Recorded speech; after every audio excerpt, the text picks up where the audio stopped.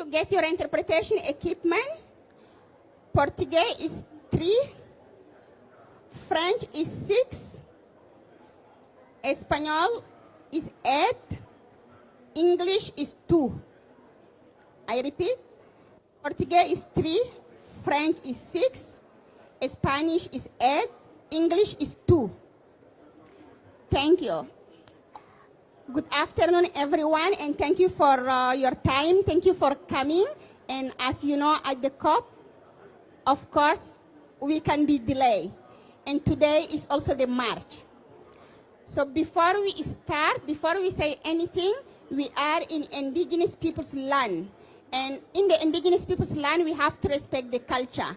I would like to call my sisters from this land, Amazon here in Brazil, to give us the blessing, then we can start our event. Don't worry, it's very quick event of 1 hour. I will be sticking on time, then you can go to your rest of the stuff. Sisters, you are welcome.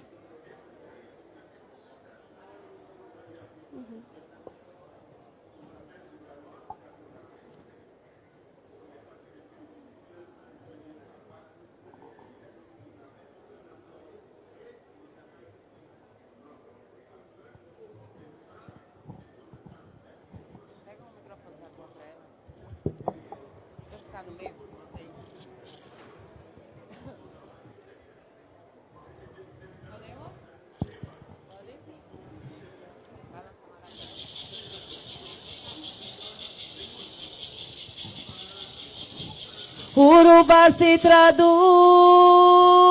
como casa da serra, do povo chucuru e dos paratiós. Urubá foi grandeza, onde a mãe natureza emoldurava todos nós. A moldura que Deus pôs na terra sagrada é a serra querida do Ororubá, onde os bravos guerreiros, sem ter o dinheiro, acharão conquistar. Restou a fé em Tupã, Ororubá, Ororubá, Tupã vem libertar. Ororubá, Ororubá, Talvez um lindo amanhã, Ororubá, Ororubá, tem a nação de Ororubá.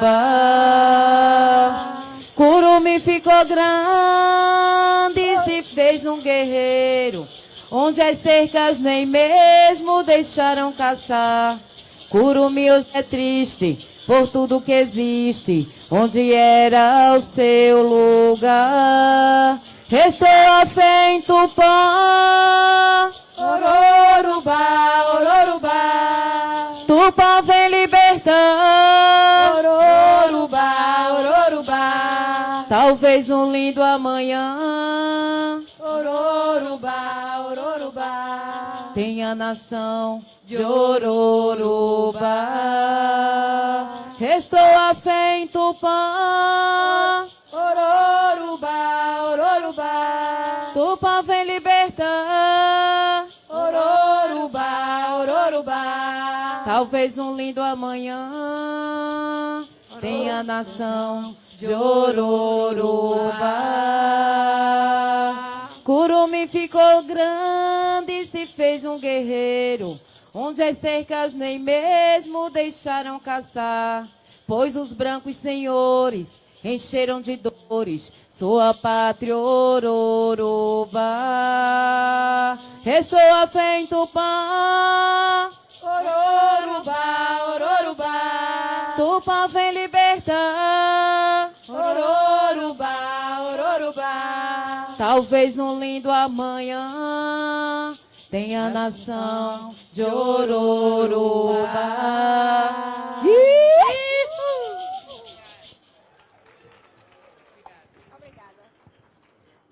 Obrigada. Thank you so much. So as you know, as Indigenous peoples, we always do the blessing, respect to the land that we come from. I thank my sisters that really accept to bless us in this day. And of course, God knows we need blessing in order to move on climate action. So my name is Hindu Umaru Ibrahim. I am from Indigenous Peoples of Tchad, and I will be your moderators today. So today's event is organized by CIF, the Climate Investment Fund, thanks to my sister here, Tariet, who is the CEO. So she called it for this event because we all know indigenous peoples and local communities are the most impacted to the climate change. They are the most vulnerable, but at the same time, they are the solutions. We have a lot of knowledge, and for that, we need a direct access finance for them. And in order to achieve direct access finance, we need politicians that can take the decisions. And we need a private sector, but we need also a bankers, a finance peoples. And to help us achieve all that, we need policies. And that's where UNFCCC can play a big role. So I'm not going to be long on these introductions. I would like to pass to the high-level opening. And our sister Sonia is coming. She is in her way because we wanted to respect the agenda of everyone. So we start, and she's going to join us in the way. So allow me to introduce the first opening remark, and I will call them to come here in the tables. The first one, Miss Mary Robinson. As you all know, Mary Robinson is one of our female president of the Ireland, and then she's also the champion of the climate justice. She is with the elders. So please join me to welcome Mary Robinson in the stage.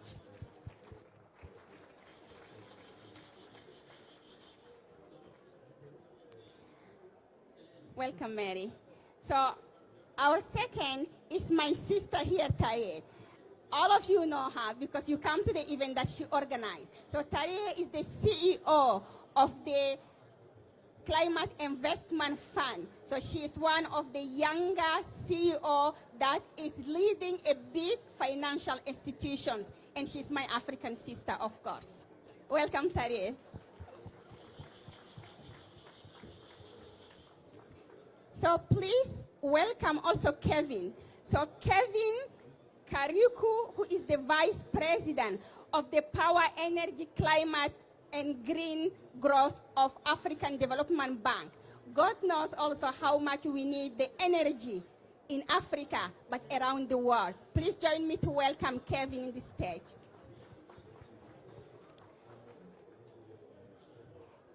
Thank you all for joining us. So we are waiting for Sonia, as I said, by the time that she joins. So without further delay, so I'm going to ask you, Terry, to give us the opening remark, and then I can pass to Mary, Kevin, and hopefully by the time that Sonia can come. Please welcome.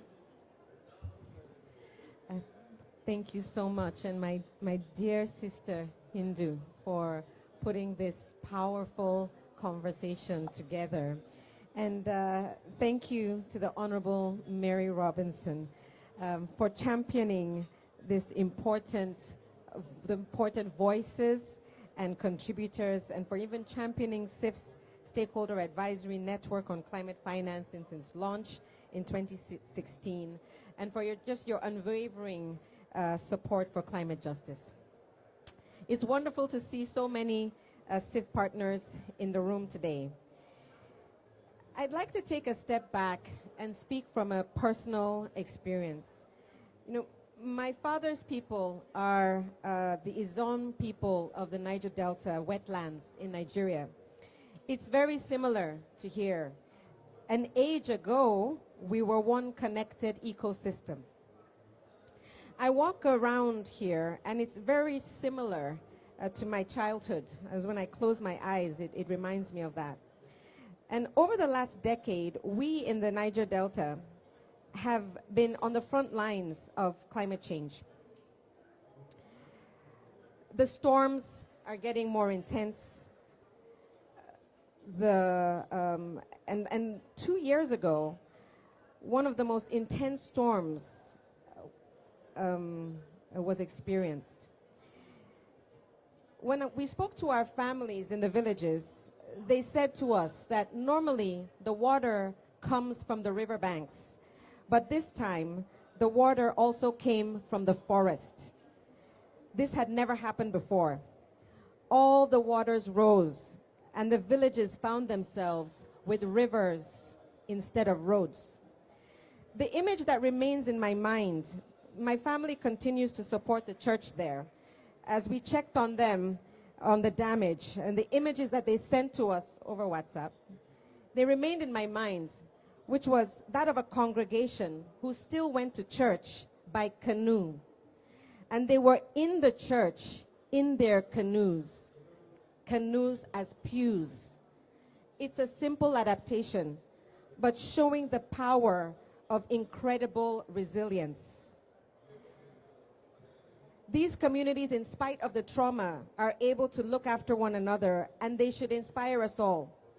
If they can keep going, who are we to say that we cannot? Who are we to say that we cannot scale our ambitions in adaptation finance and climate finance to fund resilience? We are witnessing a sea change in the climate landscape toward investing urgently in adaptation and resilience. The Brazilian COP presidency has rightfully put adaptation and resilience at the heart of the year's discussion. The same call came from the year's UNGA, from countries worldwide, and the UN itself. We all know that resilience is local. Only at the local level can real challenges be understood and the right response shaped.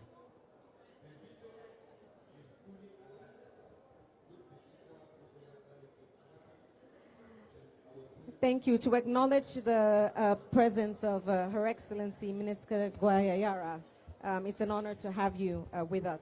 And so let me just go back to my, let me just go, no problem at all. We're thrilled. Yeah, we're thrilled that you've been able to join us. Thank you. So this is why we're here today, because we know resilience is local, and that at the local level, real changes can be addressed and we can understand the challenges. Discussions on locally led adaptation must begin with indigenous peoples and local communities. We've heard that same message like a steady drumbeat throughout this COP. Indigenous peoples and local communities are experts in our own environments. We safeguard 1/3 of the world's forests, an extraordinary richness of biodiversity. For millennia, we have modeled sustainable, productive interaction with nature living from forests, savannas, and wetlands. And this knowledge has been accumulated over generations and exemplifies the best principles on adaptation, long-lasting, inclusive, local benefits. Yet indigenous people and local communities face barriers to decision-making, the key to self-determination, and they remain severely underfunded. And that's what we want to change. For over 17 years, CIF has worked alongside indigenous people and local communities in two ways. The first was through the world's first large-scale resilience program, which had a great focus on community-led projects, working with them to identify urgent priorities and receiving finance for drought-resistant crops, landscape management, and sustainable agriculture. In addition, our landmark direct grant mechanism for IPLCs, putting finance and decision-making power directly into IPLCs. This mechanism of the CIF accounts for 8% of all forest finance dispersed directly to IPLCs worldwide. Now, grants were given for ecotourism, for honey production, unlocking sustainable benefits without deforestation, and setting important precedents for land tenure rights and indigenous rights. For example, the program mobilized support for the Democratic Republic of Congo's law recognizing the rights of indigenous people in the region. The direct grants for IPLC program was so successful here in Brazil that the Brazilian National Development Bank is putting 4.6 million reais into the next round of grants. CIF is now taking the learnings from the IPLC direct grant model that we championed through our forestry and nature programming and applying it to investing in locally led adaptation for our next generation resilience program, and we expect the IPLCs to play an integral role. Our next generation resilience program is called ARISE. It means accelerating resilience investments and innovation for sustainable economies. CIF provides support, but vision and leadership are built from the ground up. That is why it is an honor for us to hold this discussion today with so many representatives from Indigenous peoples and local communities to hear what's working, what must improve. Bringing people together like this is central to the ethos of the CIF, building solidarity and shaping solutions to last. We will use today's insights to make the next round of investments designed for the most effective, adaptive, and inclusive response. I thank you. Thank you very much, sisters, and welcome, Sister Sonia. I know that you were in the march, and then thank you for your time. We know you are very busy, especially these last days. But yeah, so Sonia will be with us for the next 30 minutes, so then she can join also the second panel. But to give her time to breathe, let me pass it to Mary, so then Kevin, and I can give time to breathe, because Mary have to leave to another event. Thank you. I think I'll stand because it's wonderful to see all the people here. I like to thank the owners of the land for their blessing, very special. And I noticed that you gave a special blessing for Minister Sonia when she came. I learned of the wisdom of Indigenous peoples when I took my position in the United Nations as High Commissioner for Human Rights, because I was also the coordinator of the Decade of Indigenous Peoples. And it was an immense challenge.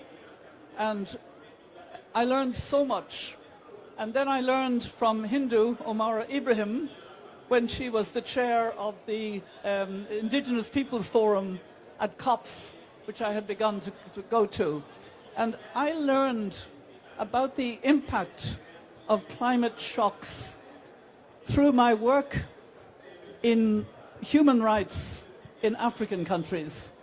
After my 5 years as High Commissioner, I formed a small organization, and we were working in African countries in 2003, 2004, 2005 and onwards. And I was taken aback with how the climate shocks were affecting African countries. Women were saying to me, "Is God punishing us? What is happening? This is outside our experience." And it was not happening in my own country, Ireland, as much. It was not happening in New York, where I was based, as much. But it was happening in poor African countries. And then I came to climate justice, the injustice of climate. So that is why today is so important. I arrived last night, the long journey here to Belém. This is my first public meeting. I can't think of a more important one, because we're talking about getting finance to the reality on the ground of building adaptation and resilience and regenerating nature and really changing bottom up how we will cope with the climate and nature shocks. It is so important. I am very pleased to learn of what the Climate Investment Fund has been doing and giving leadership in the direct access to funds.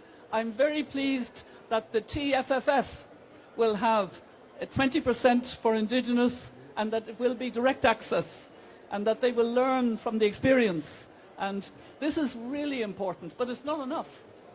We need much more climate finance. And if I may say so, particularly for women at all levels. And I am involved as a co-leader of Project Dandelion, which is a women's movement for climate justice. Sonia knows very much about Project Dandelion, and we are going to tell the story of smallholder farmers. They are not small. They are very, very important in their regions everywhere. They make the whole difference in food. In Africa, they provide 70% of the food. So they are not small. We have to change the narrative, get the direct support.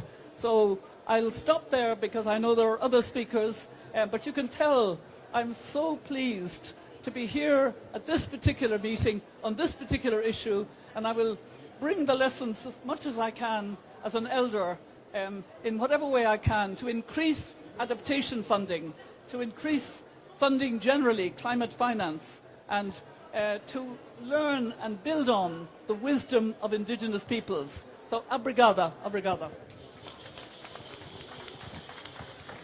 Obrigada, Mary. We are very happy that you come for the first event in the COP to be with us. And we know that climate justice and indigenous peoples is really in your heart and you are fighting for it every single day. Thank you so much, Mary. Allow me now to give the floor to our co-conveners here, Kevin. So Dr. Kevin from the African Development Bank, please. Thank you very much. Honorable Sonia, Honorable Mary Robinson, former Prime Minister, President of Ireland, and a friend of the indigenous people. My sister Tarie, I feel really honored to be in this auspicious company of four great ladies. It's awesome.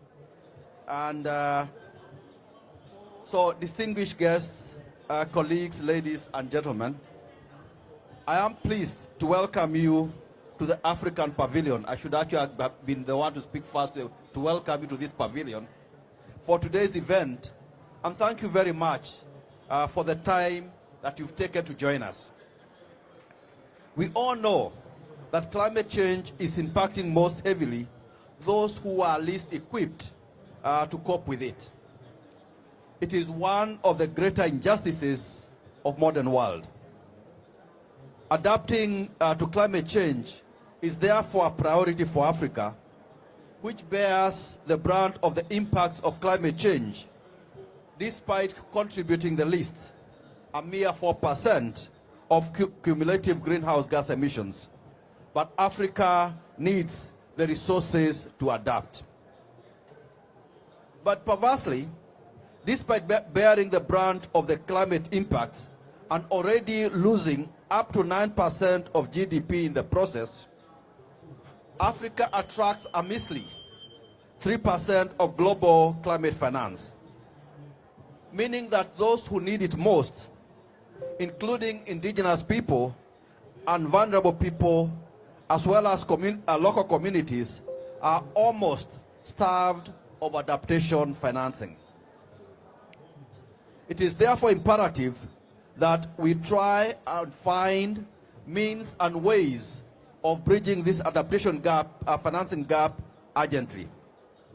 But with half of African countries currently either under high risk or under debt distress, these countries have severely constrained fiscal space and can to be able to meaningfully contribute to scaling adaptation finance.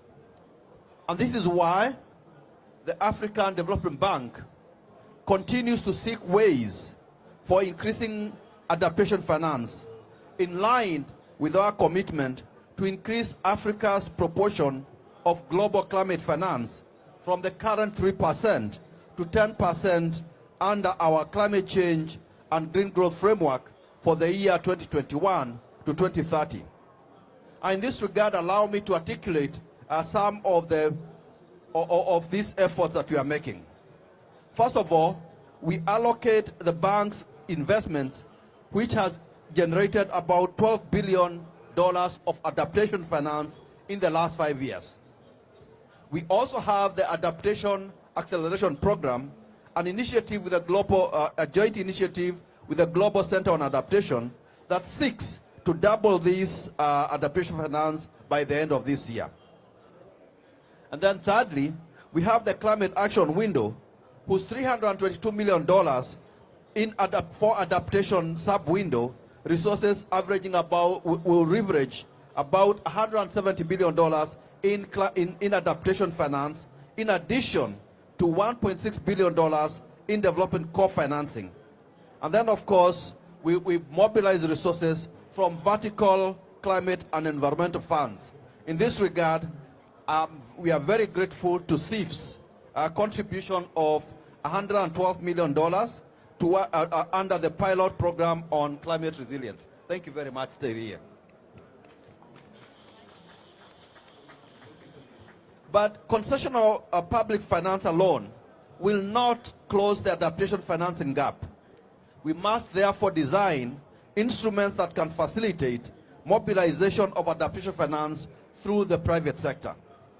I am therefore very proud to report that the adaptation benefits mechanism, which has been developed by the bank and is currently UNFCCC's only recognized non-market approach, specifically for adaptation under Article 6.8 of the Paris Agreement, will shortly start issuing certified adaptation credits, which are akin to the certified emission reductions under the Kyoto Protocol. In this regard, ABM will pioneer private sector mobilization of adaptation finance. Just to provide a brief overview of ABM, it is a results-based program, which means that it will facilitate payments to adaptation projects developers for delivering results, which will be denominated as certified adaptation benefits. These payments will provide project cash flow that private sector requires to underpin investments. This is because with a guaranteed future cash flow, one can be able to borrow money. Simply put, it is like borrowing money to buy seeds and paying back the loan from the proceeds of the sale of the harvest. However, for ABM to scale a source of demand is imperative. In this regard, to generate such demand, ABM offers governments a mechanism through which they can request or require greenhouse gas emitters to contribute to the cost of adaptation. Accordingly, solidarity levies could provide a new source of adaptation finance capable of channeling financing to indigenous and vulnerable people, as well as local communities, including in the role as developers of adaptation projects in their local settings. I thank you very much for your attention. Thank you very much, Kevin. We need your commitment for direct access finance for African indigenous people. So now all the African indigenous peoples here listen, and I think we will have a good discussion.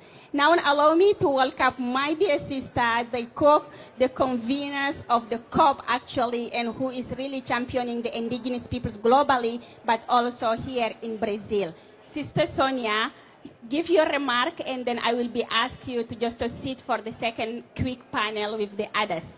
Please.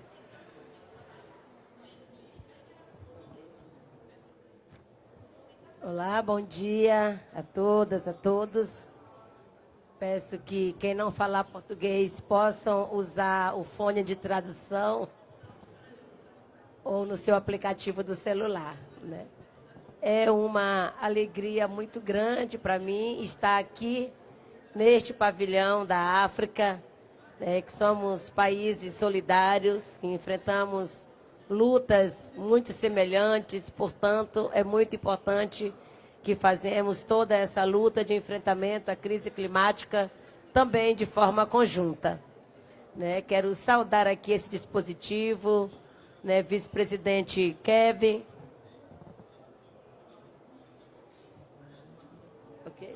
vice-presidente Kevin aqui, a Taria do CIF, né, aqui representando, muito obrigada por toda a parceria. Minha amiga Mary Robson, já estamos juntas em muitos momentos, né? Ela que me deu um livro de presente que fala muito bem dessa origem da mudança do clima. Fez esse livro também em português, muito importante para que todos conheçam, né, este livro da Melry. Obrigada, Melry. E aqui estou, a convite da Hindu, né, minha amiga, parenta.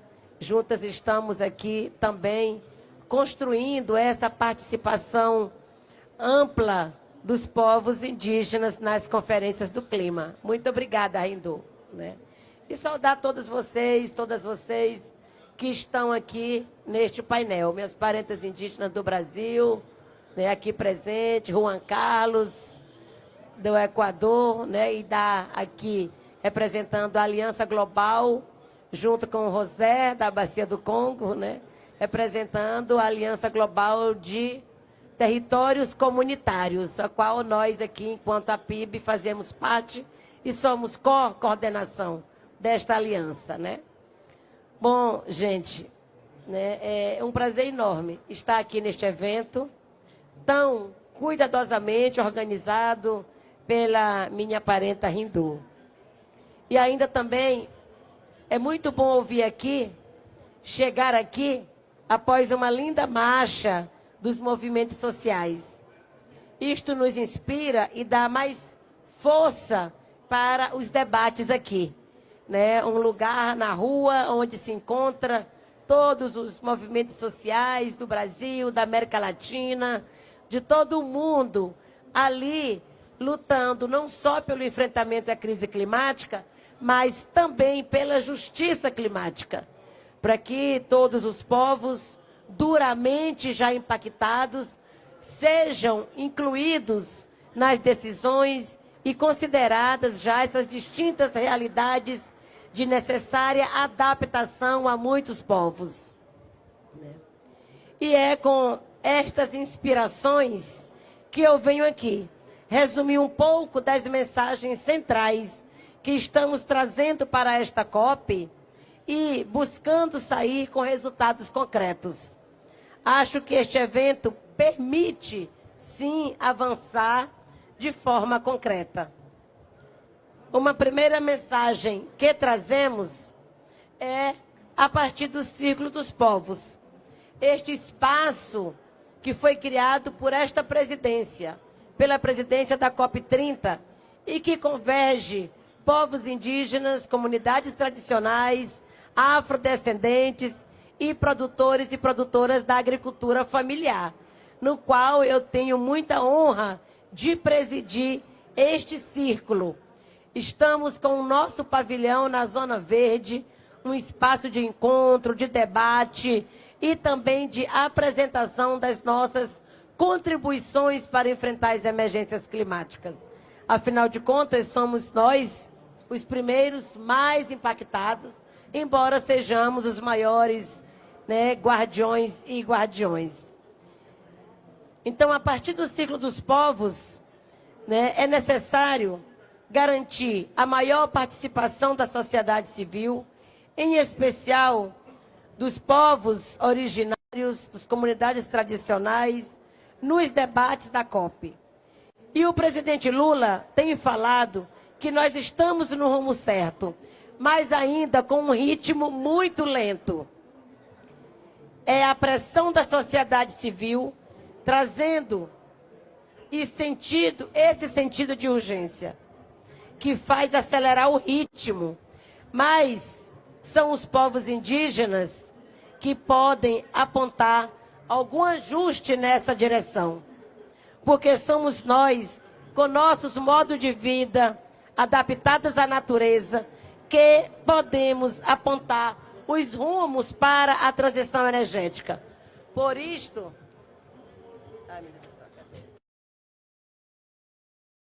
estamos defendendo muito o Círculo dos Povos, a continuidade desse círculo, a necessidade de maior participação. A segunda mensagem é essa, da justiça climática, da inclusão das agendas de direitos humanos e meio ambiente. E aqui falamos que a COP precisa incorporar os conceitos do consentimento livre, prévio e informado, do racismo ambiental, da proteção dos defensores e defensoras, dentre outros, em todas as suas regras. Os negacionistas climáticos apostam nos impactos dos eventos extremos para atacarem esta convenção. Portanto, não haverá transição energética se ela não for justa e inclusiva. A terceira mensagem, já dialogando com os temas deste seminário, diz respeito à eficiência dos projetos liderados pelos povos indígenas, seja como mitigação para a proteção dos territórios e garantir a floresta em pé, seja para buscar as ações mais efetivas de adaptação da região, que é fundamental valorizar os conhecimentos tradicionais indígenas e confiar nos projetos liderados por estas comunidades. Os dados não deixam dúvidas de que somos os maiores guardiões e que temos os melhores projetos, e isto é urgente para o planeta. A quarta mensagem, fechando todo este ciclo de respeito, a necessidade de rever o futuro do financiamento climático. Enquanto os melhores projetos do planeta, que são aqueles desenvolvidos pelos povos indígenas, não puderem chegar a esta COP, porque não existe participação, se não forem considerados nas discussões da transição energética e seguirem neste ritmo de não estarem dentro do ciclo do financiamento internacional, o rumo da transição está no rumo errado. É necessária uma mudança na dinâmica do financiamento internacional. Priorizar projetos liderados pelas comunidades indígenas. Entender que os países não darão conta de enfrentar sozinhos todos os efeitos da mudança climática. E que avançar no financiamento direto para os povos indígenas é a maneira mais rápida, mais barata e de resultados concretos para conseguir reverter a perda da biodiversidade no mundo. Nós estamos à disposição para seguir no diálogo com todos vocês, com todas vocês, especialmente aos colegas do CIF. Reforço que continuem apoiando os projetos na África e que estamos à disposição para avançar em novas metodologias, para buscar agilizar e ampliar em qualidade e quantidade estas iniciativas e com esta inclusão dos povos indígenas nesses espaços da COP e em todos os espaços de decisão. Muito obrigada a todas, a todos. Muito obrigada, Rindu, por este convite e toda a nossa parceria. Obrigada. Muito obrigada, dear Sonia, my dear sister. This is so amazing. You touch it in all the points. I have no comment and I cannot make any justice to summarize what you said. So, let me be up. We are going to have a very exciting second, very quick run of the panels with the high level, with the minister, with UCEF, with our brother from Indigenous Peoples. That will be very quick one. Mary is leaving. Before Mary leave, if we can do a photo. Yeah, if we can do a photo, because Mary have to open another event. So then we do the ministerial panel very quickly. So may I request you to come quickly, Youssef, my speaker, just to do a quick photo.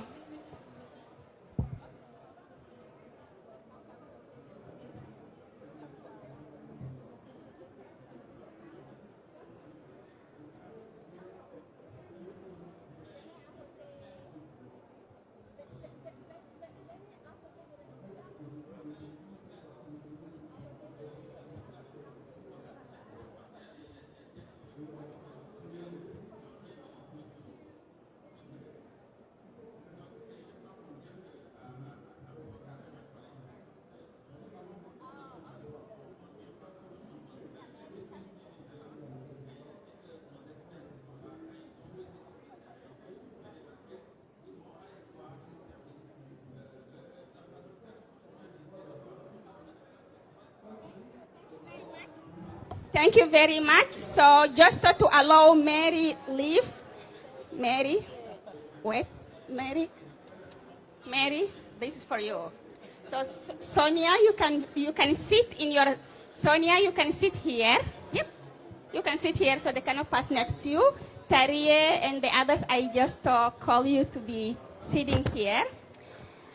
Okay, now I'm going to call my next panel, Minister of Justice and Indigenous Peoples, Monsieur le Ministre, si vous pouvez venir.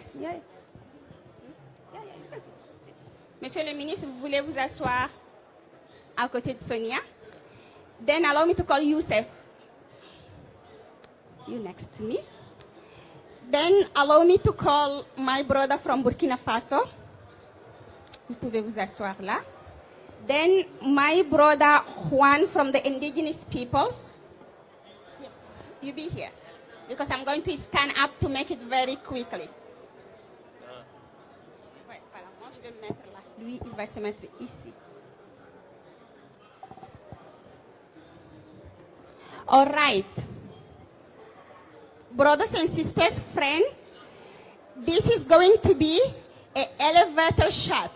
TED Talk from all of them that we wanted to listen very quickly because we have two very important guests, the Special Rapporteurs of the Rights of Indigenous Peoples and our brother Johnson Serda, the VP from Conservation International, but he's an indigenous Quechua, to reflect from what they said. We don't want to do a checking box panel. We wanted to have this discussion, this event, to come up with a preparation of what will be the next funding for indigenous peoples, for local communities, for adaptation and mitigation. So without further delay, I'm going to pass some of the cautions very quickly to all of them. And of course, I will ask my sister Sonia on one caution on what she listened. I'm going to start by the Minister of Justice and Indigenous Peoples of Congo. Monsieur le Ministre, au Congo, vous avez adopté la loi des peuples autochtones. Vous avez maintenant la promulgation pour la mise en œuvre. Et du coup, on sait que le président Sassou est champion pour les droits des peuples autochtones, en organisant aussi la conférence des 3 bassins. Donc, en 3 minutes, est-ce que vous pouvez me dire quelles sont les responsabilités des États vis-à-vis des peuples autochtones pour la mise en œuvre des décisions et pour avoir l'accès direct au financement? Monsieur le ministre. Merci, Indou. Madame la ministre, bonjour.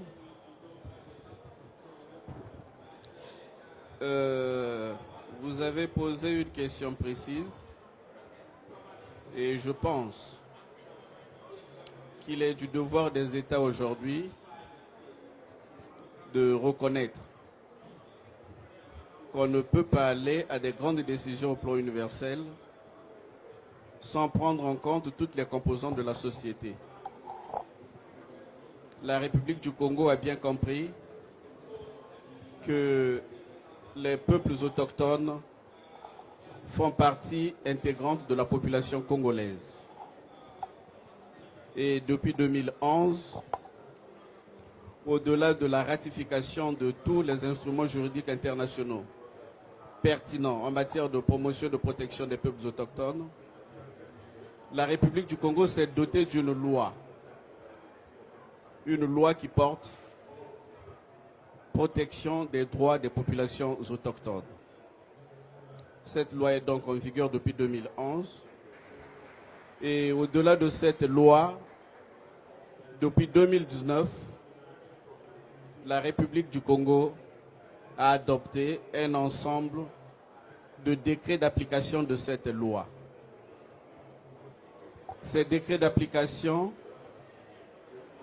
tiennent compte des différentes préoccupations spécifiques aux populations autochtones, en dehors des droits que les autochtones ont en tant que sujet de droit congolais,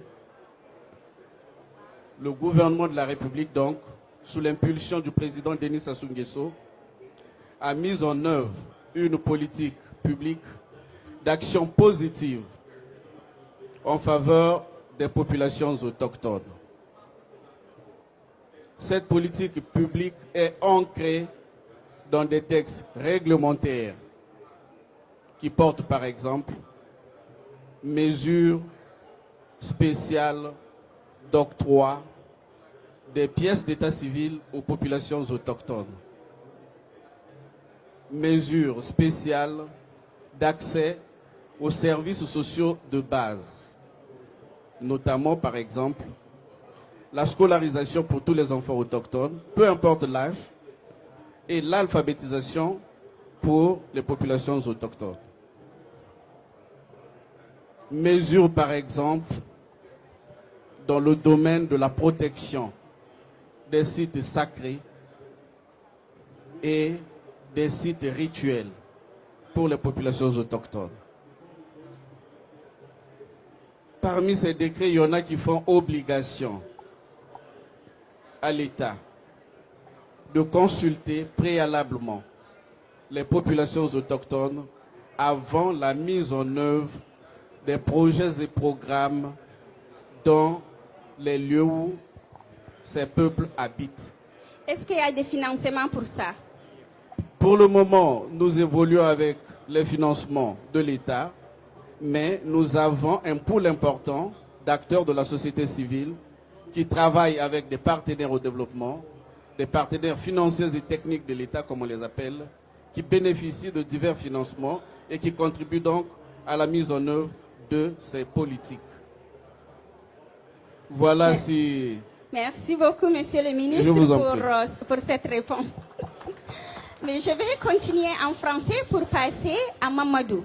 Mamadou, vous êtes de Burkina Faso et vous êtes le secrétaire permanent du RED+, le programme RED, et vous travaillez aussi avec CIF dans leur financement.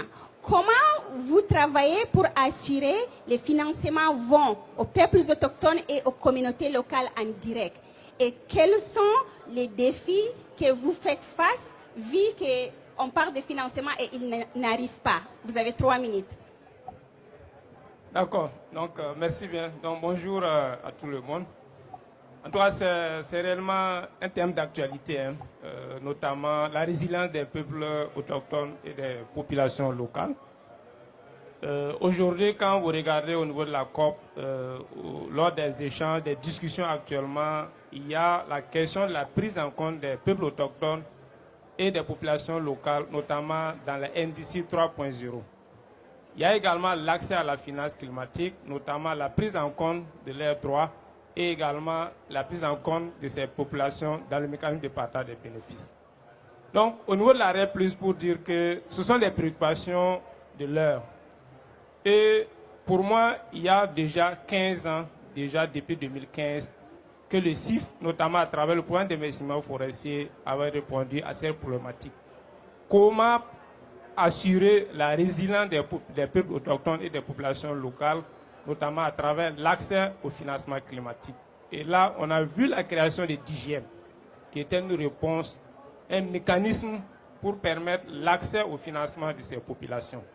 Donc pour le cas du Burkina, nous avons eu la chance également d'accéder au PIF et nous avons pu mettre en place un programme d'IGM, notamment un projet, au cours duquel on a mis en place tous les organes dans lesquels les populations locales, puisqu'au niveau du Burkina, on n'a pas de peuples autochtones, nous avons des populations locales, où ces populations assuraient toute la gouvernance des mises en œuvre de ce projet, octroyer des financements à leurs homologues pour mettre en œuvre des projets qui ont répondu véritablement à leurs préoccupations. L'année dernière à Bakou, on a amené 2 femmes qui ont participé à des panels et qui ont pu démontrer comment le DGM, notamment le projet de DGM, a pu apporter des transformations dans les sociétés.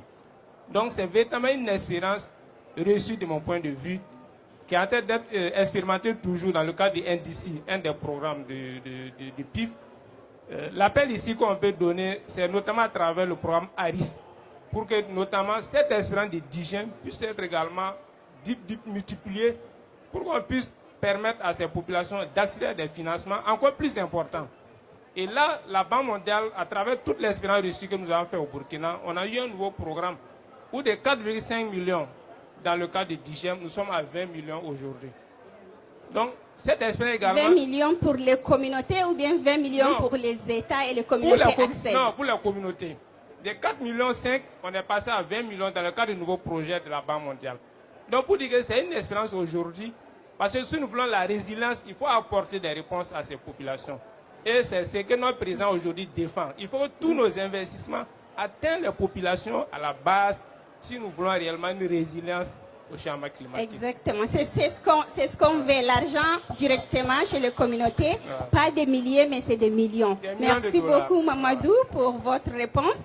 Et now, hearing from the member state, I wanted to move to Youssef from the UNFCCC. My dear Youssef, there is no best champion on UNFCCC. Microphone. Yeah. There is no best champion on UNFCCC on indigenous peoples issues. I remember during the Paris Agreement, the fight that we have to get the references. And after the Paris Agreement, the first decision at the COP30 that created the local communities and indigenous peoples platform. This is only one result, but there is even more indigenous peoples in the NDCs, in the NAPs, the Article 7.5. So hearing from what the two ministers said, so what the UNFCCC can do more, or how the direct access finance can be really better for the indigenous peoples within the climate action. Thank you very much, Hindu. And we've heard such amazing inputs from all the participants here, whether it's on the modalities of support that are being innovated or from the examples in countries. But as you expect, I'm going to disrupt the conversation a bit. So the reality of the situation is, if we're talking about resilience, we are at 1/10 of the level that we need to be. There's 28 billion financial flows to resilience, and what is going to be needed is in excess of 300 billion a year. So it's less than 10%. Within that, 1/100 of the financial flows go to indigenous peoples, according to statistics that we have. So there's 1/100 of the 10%. So that's the big elephant in the room. And so the mindset that got us here will not be the same one that will get us to where we need to be. We have the mandates that pertain to indigenous peoples. You rightly mentioned the platform, which was a massive change in paradigm here in the process. It is the only platform within the formal process where an indigenous person representative is actually chairing. There is no other place in the UNFCCC process where an observer constituency has that role. However, in everything else, in the national adaptation plans, in the funding discussions, in the NDCs, you don't see much recognition beyond preambular. So the process has to evolve there. That's one thing. And in terms of the elevation of finance, as you might surmise, the mindset that, okay, all we have are grants and loans, and let's try to elevate that 1,000 times to get to where we need to be, that obviously will not work. And so we need a shift in mindset on how do we create a flow of finance to indigenous peoples to make sure that the needs, the resilience needs, are satisfied, but also enabling the rest of the world to benefit from the leadership of indigenous peoples in knowledge and mindset and worldview and values that we are not benefiting from.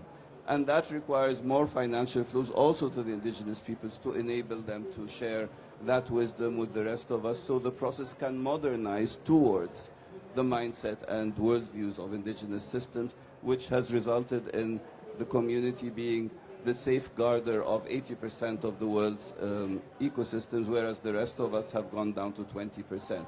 And so this is the mindset shift that I would like us to have as we move into a new paradigm of finance. What are the modalities, the new principles that we have to deal with? Is it solidarity? Taria mentioned solidarity, and I was very happy with that as a core principle as we move forward. Is it internalizing externalities to make sure that anyone who does action is taking the costs into account? there are many trillions resulting in sovereign funds that have come from fossil fuels.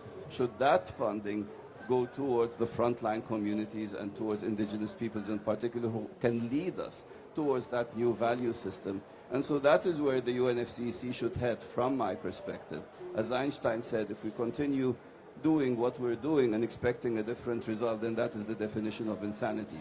So we have to revamp that whole mindset of finance and of other matters. Is that the idea of the resilient front line? Well, resilience front lines, maybe, yeah. So we will rely on you to push that forward, Hindu. So we can have this paradigm change and to get the finance. So what you can do to help? Well, I mean, we have in our own work at the UNFCCC, we are doing a foresight-driven process called Resilience Frontiers, which Hindu is part of as well. And it's trying to disrupt everything we take as givens, including the meaning of wealth, the meaning of prosperity. How should learning evolve as we move into a fully sustainable world in the future? How does data feature in that as it gets privatized and moves in the hands of the rich, etc.? So there's a lot of changes that we have to think of, or else we will get stuck in a previous mentality that doesn't really work in the new world that is already being shaped up in front of our eyes. And that has to come into the UNFCCC process, which is still thinking in terms of yesterday's realities, including on finance and the inclusion of indigenous peoples, the rights, the leadership, the resilience, the knowledge, the mindset in all our work streams, not just in the one labeled as LCIPP. Thank you, Hindu. Thank you very much, Youssef. We're really happy that we have you and lucky to have you. Now let me move to my brother Juan Carlos. From the community perspective, Juan, from all what you hear, is that true the direct access finance is going to the communities? What are the barriers that exist now? What we can do more from our side to get this direct access finance?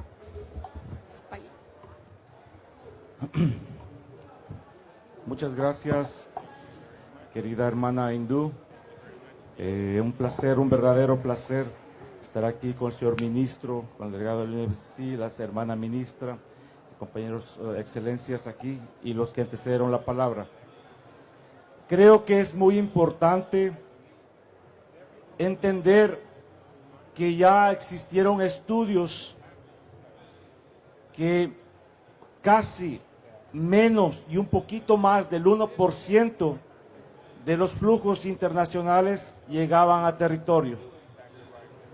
Ese es el primer dato, mi hermana hindú, que no llegaban los recursos financieros al territorio, a los guardianes, organizaciones y pueblos indígenas de territorio. Esta es una respuesta y una estadística, y la Alianza Global de Comunidades con Gobernanza y Territorio ha hecho un ejercicio de monitorear, de investigar y mirar cuál es el problema. Siguiendo tu pregunta y escuchando a las excelencias, a las autoridades, la idea está allí, el compromiso está allí, y seguimos diciendo que tiene que fluir, bajar esos recursos al territorio, pero necesitamos su ayuda y su colaboración. Y nosotros, los pueblos indígenas, organizados, con gobernanza, tenemos que desarrollar un mecanismo, hermana hindú, un mecanismo que siga la secuencia de cómo está aterrizando estos flujos financieros. Porque todos pueden decir, sí estamos dando fondos a las comunidades, sí estamos dando fondos a los territorios, pero nosotros tenemos que hacer urgente nuestro trabajo y compromiso para diseñar ese mecanismo que sea transparente, que sea equilibrado para todos los ecosistemas, para todos los pueblos indígenas de este planeta, porque nosotros ya hemos hecho este trabajo. Estamos dando la vida, manteniendo, monitoreando, trabajando día a día allí en nuestros territorios. y haciendo lo mejor para contribuir en este planeta, pero con pocos recursos, y necesitamos que se conecte en las vías que recomiendo, hermana hindú.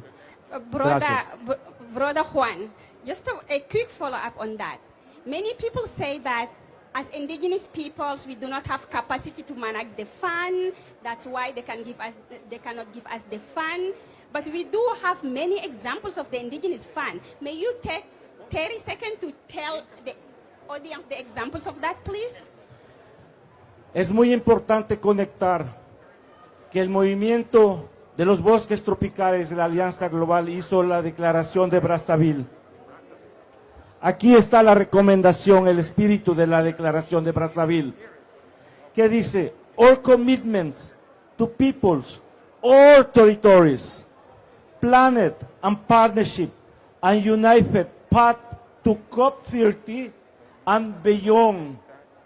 Nosotros hicimos la declaración de Brazzaville con Repaliac, con el señor ministro, con su gobierno, y estamos dando la voz, y Brasil se comprometió para avanzar. Hermana, para terminar, creo que es posible, hay el ejercicio, somos capaces. Está Podali, el fondo de Yaguatá, Pibi, el fondo de la cuenca amazónica y otros Let's Indigenous Funds que existe. Entonces, ¿por qué no se puede dar el Fondo Mesoamericano Territorial? Puedo seguir. Es importante creer en nosotros mismos y necesitamos su apoyo, su colaboración.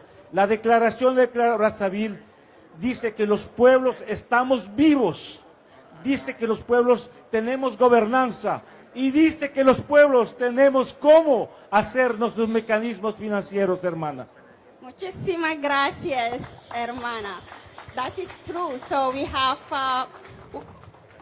the funding. There is no excuse. I'm going to my sister Sonia to finish this panel and give the reflection from our two panelists. Sister Sonia, you have been tremendous on the Tropical Forest Alliance, on the Tropical Forest Forever Facility, TFFF. At the same time, we have the pledge of 1.8 billion for indigenous peoples. You play a big role on that. Those are the funds. But we need also the fund from the CIF. That we need the fund for adaptation and resilience that can come to CIF. We need the fund, the African Development Bank also to increase the fund for the adaptation and resilience. What is your thought on that? So we move to the conclusion. Ok, muito obrigada, minha irmã Ana Hindu. Obrigada, Juanca, por suas contribuições, todos aqui. Mas quero aproveitar também para saudar a secretária de Povos e Comunidades Tradicionais, Edel, Ministério do Meio Ambiente do Brasil, que está aqui. Bom, nós todos sabemos que a COP sempre foi um espaço de muitas contradições, onde nem tudo que se decide chega, né, em quem realmente precisa chegar. Há pelo menos, né, agora 30 COPs, e somente das últimas 10 conferências é que se está tratando de financiamento. E quem recebe este financiamento? Muitos são os anúncios feitos no âmbito das decisões, e esses recursos não chegam para povos indígenas, comunidades tradicionais. E constatando que apenas 1% do 1% chega nos territórios, nós começamos a articular a maior participação indígena e comunidades tradicionais nesses espaços. A participação já é uma grande entrega, porque é a partir da nossa presença é que nós vamos poder incidir nessa mudança para que os recursos cheguem. E esta COP já está marcada como a COP de maior representação indígena do Brasil e do mundo. E é a primeira vez que a gente pode ver aqui todos os países falando, reconhecendo da importância dos territórios indígenas para mitigar a crise climática. Eu participei da reunião dos líderes globais, a minha amiga Hindu participou também do segundo dia, e a gente pôde observar ali todos os países falando do reconhecimento dos territórios, falando da importância do financiamento direto. Agora nós precisamos que isso se concretize, que saia das decisões, que saia do papel e chegue. O Brasil saiu na frente com a iniciativa do TFFF, Fundo Floresta Tropical para Sempre. E apresentamos, já com a participação indígena ali da PIB, da Aliança Global, na construção, para que 20% desses fundos, nesse mecanismo, vá direto para povos indígenas e comunidades locais. Mas tem muitos países, inclusive com florestas tropicais, que ainda não concordam que esses 20% vá de forma direta para povos indígenas. Alguns países não concordam. E aqui nós conseguimos, no primeiro dia, 5,5 bilhões já, mas ainda é muito pouco para o que precisamos para fazer realmente ações que combatam a crise climática. Para se combater a crise climática, nós temos que proteger nossos defensores e defensoras.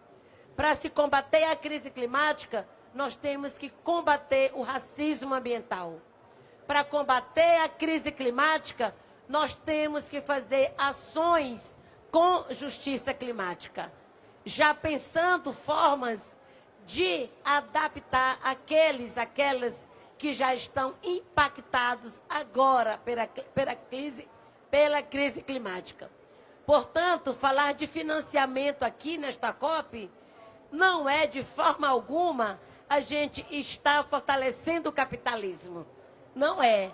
Nós estamos falando de financiamento para garantir que aqueles guardiães que estão lá pagando com a própria vida para fazer essa proteção, tenham segurança no seu território, tenham garantia que os nossos projetos de agricultura familiar, de reflorestamento, de restauração das águas, tenham apoios internacional para a gente continuar vivendo no território. Porque a saída de nossos povos do território também aumenta a crise climática. Porque a gente protege com a presença, com o nosso modo de vida, com a nossa relação. Por isso precisamos de estrutura dentro das nossas aldeias, dos nossos quilombos, dos nossos assentamentos. Então eu tenho muito orgulho, Rindu, de estar junto, e junto com você, e com tantos outros parentes, aqui o Johnson, que estamos nessa ousadia de ter um mecanismo que reconheça a importância e o papel dos povos e territórios, né, e garanta esse repasse direto. Porque a gente sabe fazer a gestão. Se a maior quantidade de floresta e de biodiversidade do mundo está nos territórios indígenas, é um retrato de que nós sabemos fazer gestão. E do mesmo jeito que a gente faz a gestão do meio ambiente, nós também vamos fazer a gestão dos recursos para proteger esses territórios. Portanto, estamos falando do TFFF, Fundo Floresta Tropical para Sempre, mas queremos também o CIF junto, né? Queremos também que o pledge aqui nesta COP saia como uma decisão apoiada pelos países, pela filantropia, né? E também pelo setor privado, que tem responsabilidade também de apoiar essa proteção. Então, o que nós queremos aqui agora é ter o TFF como um mecanismo modelo para o financiamento direto, mas queremos que todos os outros mecanismos, todos os outros instrumentos, todas as outras articulações reconheçam e apoiem e garantam o financiamento direto para os verdadeiros guardiões e guardiãs da Mãe Terra. Muito obrigada. Muchísimas, I don't know which language I'm speaking now. I wanted to say muchísimas gracias, hermanita. Thank you so much, really, Sonia, for that. We need this energy. We need to show that, yes, 20% is going. It is an investment. So everyone can get his finance. Now let's move quickly. You stay here. I'm going to put 2 chairs, one for Albert here, one for Johnson here. Tell us on 3 minutes what really you feel about all that. So, Albert, do you want to come here? Johnson, Do you want to come here? And I'm going to start by Johnson Cerda. So as I said earlier, Johnson Cerda is an indigenous Quechua, and he's also one of the person that is helping to implement the project on the ground for DGM. So he hear from all that. This is the reason I put him the last. And I will tell you the reason for the Albert Barumi letter. So may you tell us all what you hear from the opening statement and from there. You have the reality on the ground, but we need a new replenishment of the new funding for adaptation and resilience. How we can do that better? Go. Muchas gracias, Hindu.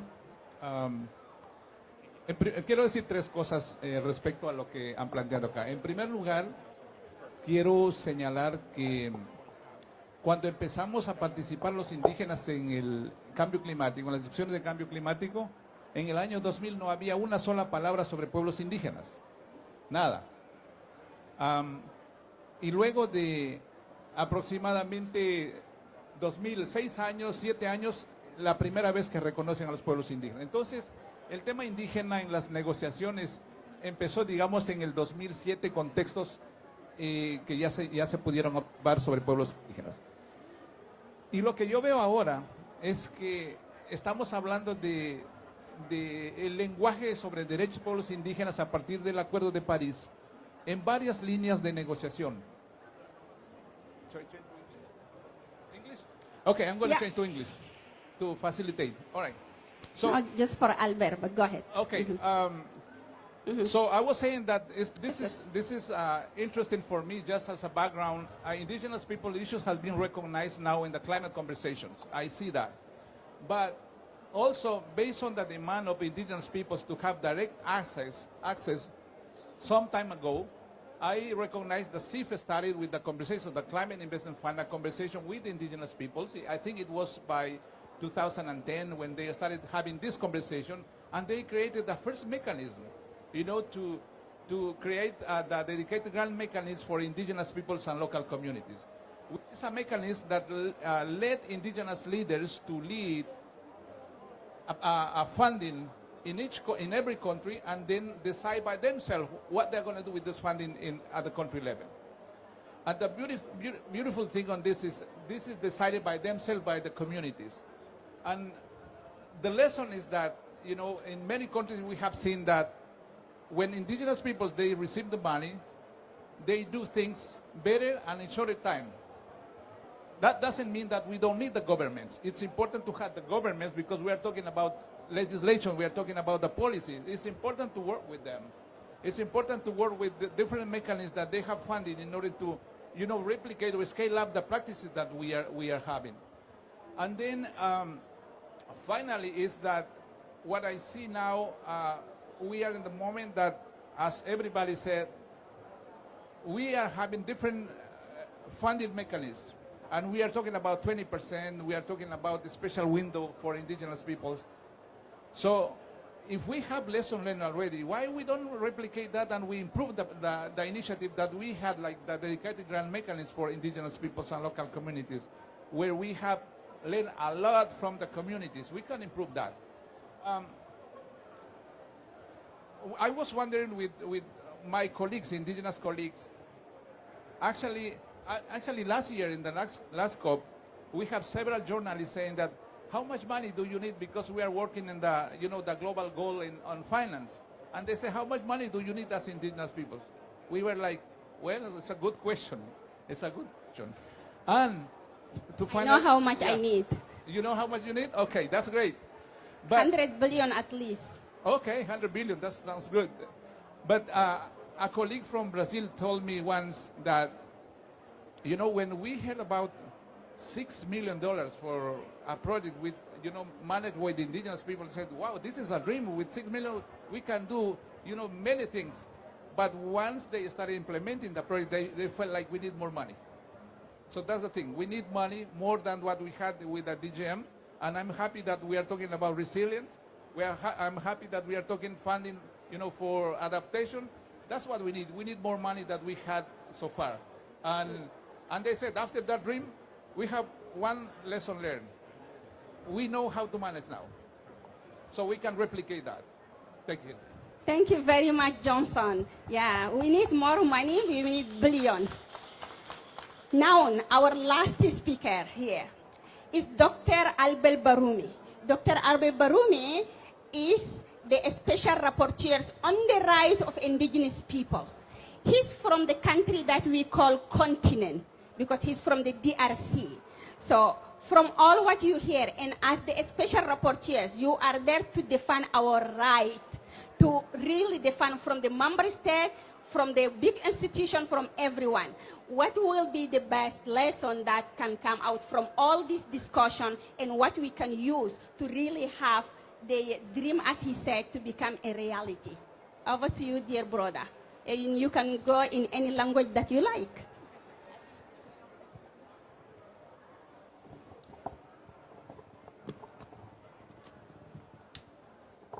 Thank you, Hindu. It's really an honor to be here, and thank you to the Minister for personally inviting me to this event. It's an honor. I just want to make two really short points. And the first one is about Africa. Excuse me to start by where I am from. As I am the first African Special Rapporteur on the right of indigenous peoples, and because of that, I really felt under the duty, and the duty that I carry, to try and help African states, stakeholders, to comprehend the concepts. Because indigenous peoples in Africa sometimes gets controversial. I had the privilege, before I became a special rapporteur, to work for the African Commission on Human and People's Rights. And it is during my mandate that the African Commission on Human and People's Rights, which is a body of the AU, African Union, I would call it Africanized the concept indigenous peoples. What it really means in the African context. And it means, in summary, two things, really. First, it does not mean a declaration of being first in Africa in exclusion of others. Absolutely no. And that's what makes it a difference in understanding with other regions. So the question is, who are they? Indigenous people, according to the African Commission on Human and People's Rights, are very limited number of African communities, traditional communities, whose livelihood and way of life were seen as savage in the post-colonial Africa. We carried away in the post-colonial by considering them as a way that is a little bit savage and really disgusting. Mostly they are hunter-gatherers and nomadic pastoralism, which was seen as something that should not survive. So indigenous people, indeed, was conceptualized as a human right concept. And that's my conclusion on this, is it is not about indigenous peoples. If the dictionary meaning, every African can call himself or herself indigenous to the continent. But that is not the human right concept. The human right concept is indigenous peoples. And it was devised to correct that very specific human right violation, which demean livelihood and to a certain extent, physical human being. So scanning the continent with that from Tunis to Cape Town, from Somalia to Liberia, you can clearly see who these communities are. And let me not go into details because I've been given 3 minutes. There are few countries in Africa that have understood what I've just said, and because of that, they have taken specific laws, and I take this opportunity to thank the Minister of the Republic of Congo, who really led this whole trend. After Congo, we had DRC, and we are seeing more and more countries. I've just had my first official visit in Botswana, where I had a long discussion with government officials, and I think they are embracing the same logic. And I'm really glad to see as the African Development Bank to start engaging on this, and anything we can do, we'll be more than happy. Second and last piece I want to say, not to abuse of Hinda's time, is that the right to funding for indigenous people is actually a right. And it's very specific. The reason is the right is money is an enabler of the right to self-determination. And it's for that reason that in the decolonization resolution, there was a resolution on political freedom and a resolution on resources.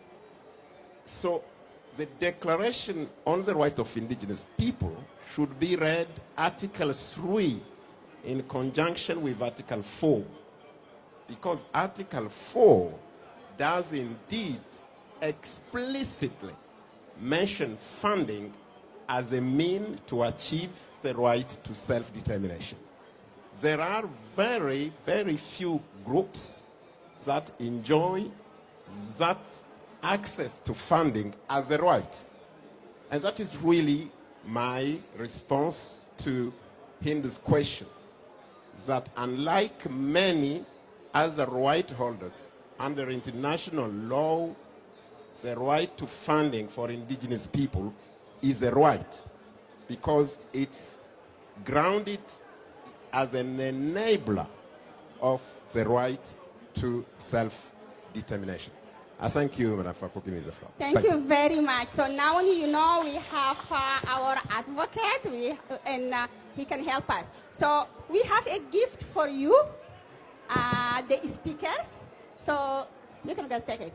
So for those who are not from Brazil, we have a gift from the Brazil for you. And for my sister, I have a special one. So as we open by prayer, we are going to close by prayer down while we are giving the gift. Sisters, you want to help us to close it? You want to help us to close it? Yes.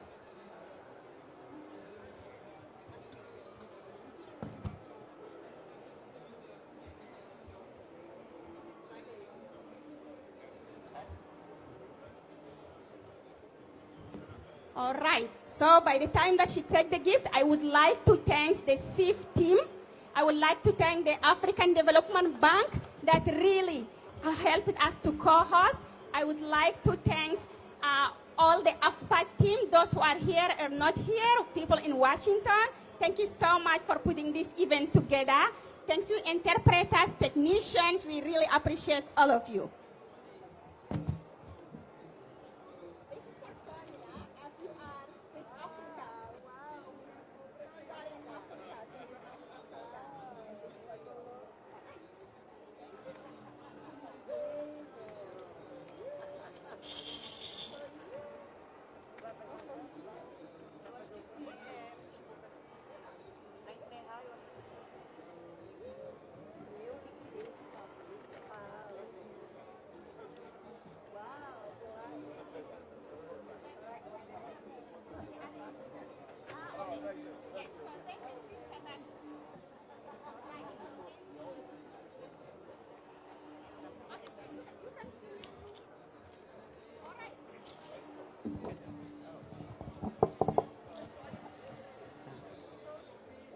Tupinambá de Olivença, em união na defesa da terra, com coração sobre a proteção, a voz a erguer, para o futuro a vida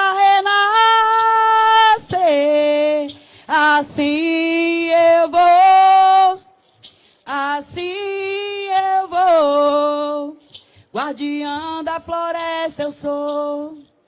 Assim eu vou, assim eu vou, assim eu sou. Tupinambá de Olivença eu sou.